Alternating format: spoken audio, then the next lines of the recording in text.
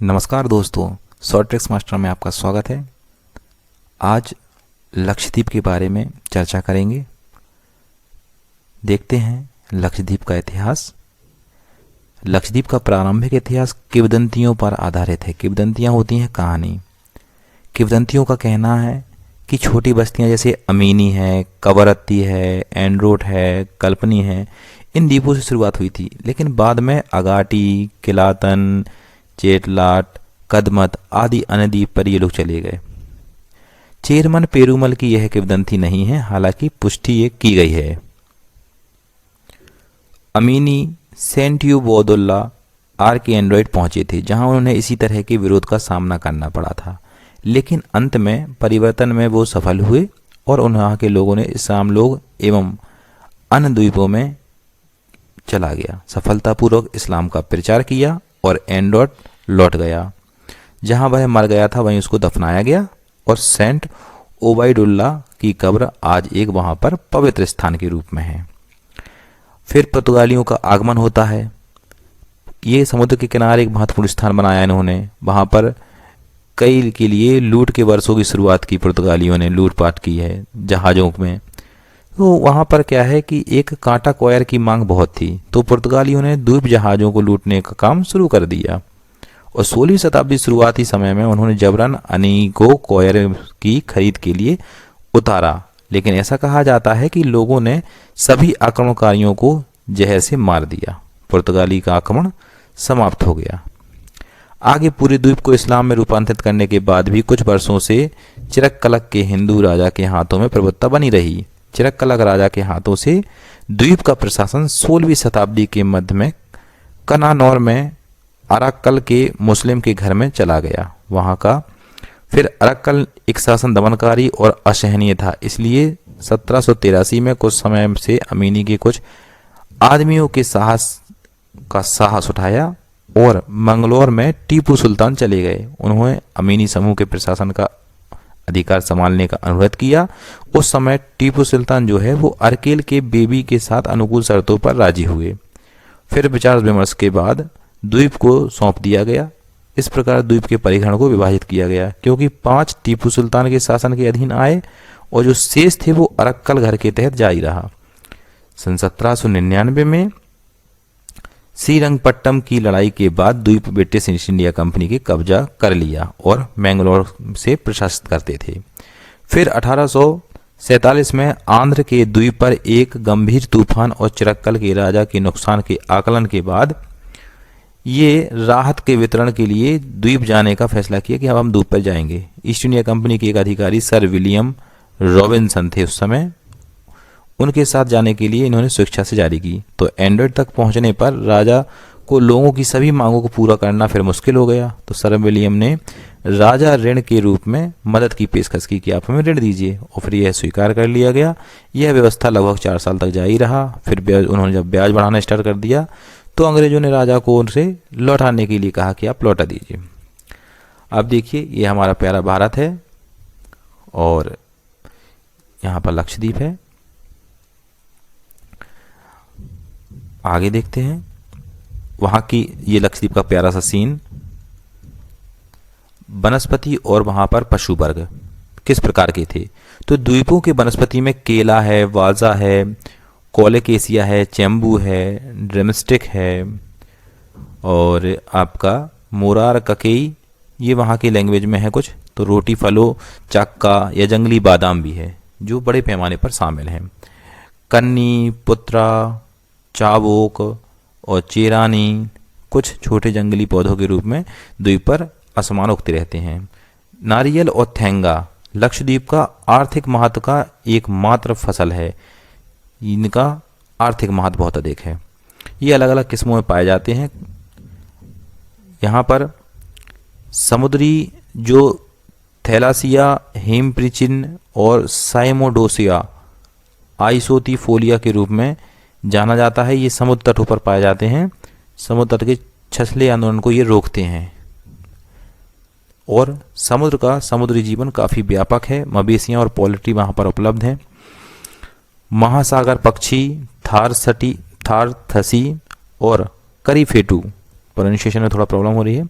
वे थोड़ा देख लीजिए यहाँ पे करीफेटू, जिसे एनास्टॉस, ये आमतौर पर निर्जन द्वीपों में से एक है, जहाँ पर निर्जन मीन्स होता है जहाँ पर कोई जनजीवन ना हो।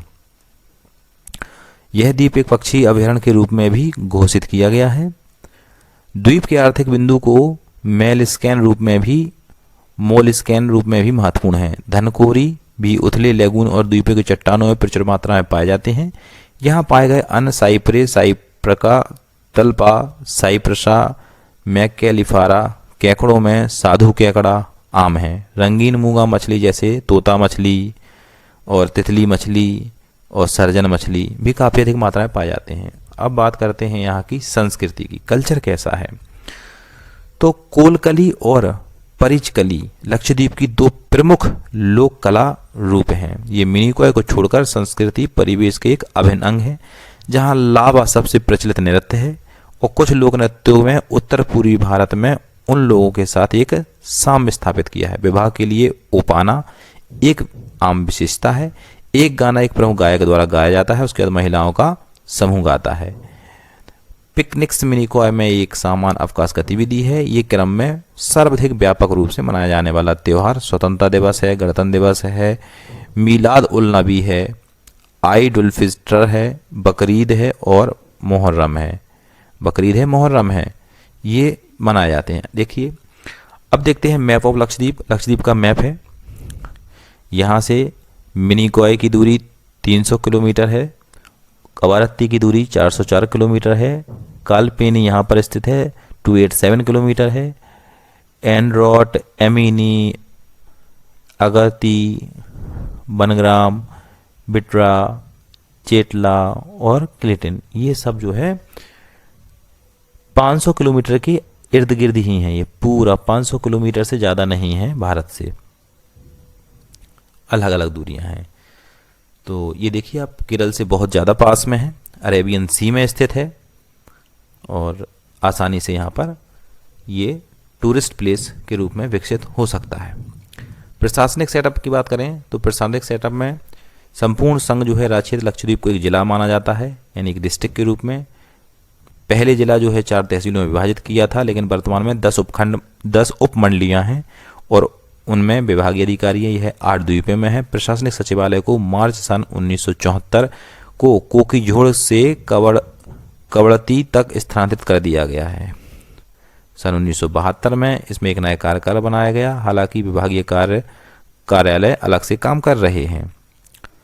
आगे देखते हैं, सारी व्यवस्थाएं ये प्रशासनिक हो जाती हैं। फिर निर्वाचन क्षेत्र की बात करें तो निर्वाचन क्षेत्र के अंतर्गत लक्षद्वीप लोकसभा निर्वाचन क्षेत्र एकमात्र लोकसभा क्षेत्र है जिसमें यह जो सीट है यहाँ की वह अनुसूचित जनजाति के लिए आरक्षित है। 2014 तक मतदाताओं की संख्या यह सबसे छोटी लोकसभा क्षेत्र है। 1967 में अपना पहला चुनाव होने से पहले भारत के राष्ट्रपति द्वारा सीधे संसद जो सांसद होते थे वो एमपीज होते थे, मेंबर्स ऑफ पार्लियामेंट का सदस्य नियुक्त किया गया था। इसके पहले सांसद के नाला कोयला संखाम, ये जानकारी है जो कि यहाँ थे। देखिए कितना सुंदर टूरिस्ट प्लेस है, यहाँ पे घूमने के लिए जाना चाहिए।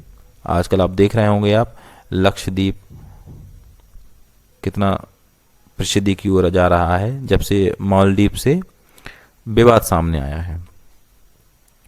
आगे देखते हैं, इसमें गांव और पंचायत हैं। तो लक्षद्वीप में ग्राम पंचायत है। ग्राम रेल पंचायतों का संचालन यूनियन टेरिटरी प्रशासन द्वारा किया जाता है।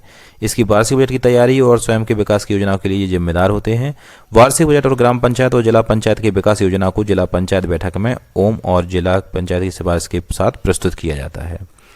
इसमें गाँवों की संख्या, पंचायतों की संख्या 10 है, जिला पंचायत की संख्या 1 है, गाँव के सदस्यों की पंचायतें 79 हैं, जिला पंचायत का संविधान है, सीधे निर्वाचित सदस्यों की संख्या 22 है और ग्राम यानी कि द्वीप पंचायतों की संख्या 10 है, उनके अध्यक्षों की संख्या 10 है। संसद सदस्य लक्षद्वीप का प्रतिनिधित्व करते हैं 1। पंचायत सेटअप में महिला भागीदारी, ग्राम महिला सदस्यों की संख्या 30 है, ग्राम में महिला अध्यक्षों की संख्या 4 है, जिला पंचायत में महिला सदस्यों की संख्या 12 है। जनजाति देखते हैं, जनगणना 2011 के विवरण के अनुसार लक्षद्वीप में 64,000 जनसंख्या है। 2001 की जनगणना में 60,000 की आबादी से बढ़ी है और 2011 के अनुसार लक्षद्वीप की कुल आबादी 64,473 है, जिसमें पुरुष और महिलाओं का क्रमशः अनुपात 723 और 31,350 है। इस दशक की कुल जनसंख्या वृद्धि 6.30% रही है। आगे देखते हैं पैरामीटर में। क्षेत्रफल की दृष्टि से ये 32 स्क्वायर किलोमीटर, जिला 1 है, जिला पंचायत की संख्या भी 1 है और इनकी भाषाओं की संख्या 2 है। ग्राम द्वीप पंचायत 10 हैं और उप राजस्व की संख्या भी 10 है। ये देखिए कितना सुंदर व्यू है। Thank you. ये वीडियो प्लीज़ आपको अच्छी लगी हो तो प्लीज़ चैनल को सब्सक्राइब और वीडियो को लाइक शेयर कमेंट अवश्य करें। धन्यवाद।